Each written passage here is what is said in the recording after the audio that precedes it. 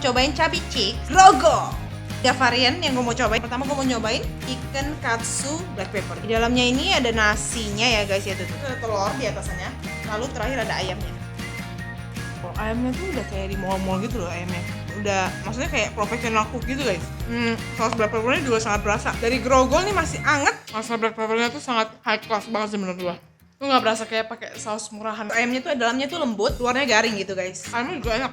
Tepungnya, rasa tepungnya, tekstur dari tepungnya juga enak memang. Varian kedua gue mau nyobain ayam katsu sambal matanya. Dari tekstur si ayam ini dan tepungnya itu emang udah klop banget ya menurut gue. Emang enak banget tuh, katsunya sendiri udah enak. Terus tambah tomat dan sambal di atasnya ini wangi banget nih. Di area ini tuh lu berasa, apalagi pas gigit tuh lu berasa banget nih bawang putih, sambalnya, cabenya itu berasa banget di lidah.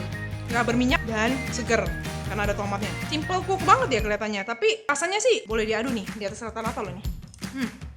Masih crispy dari grogol guys, amazing. Nah varian Rex box mereka semua kayak gitu ya guys. Isiannya itu ada nasi, telur, terus nih atasannya sekarang gue mau cobain yang ayam suwir kemangi. Wangi kemanginya ini kayak sangat strong, terus ayamnya tuh super berasa, terus nggak alot, terus pedes.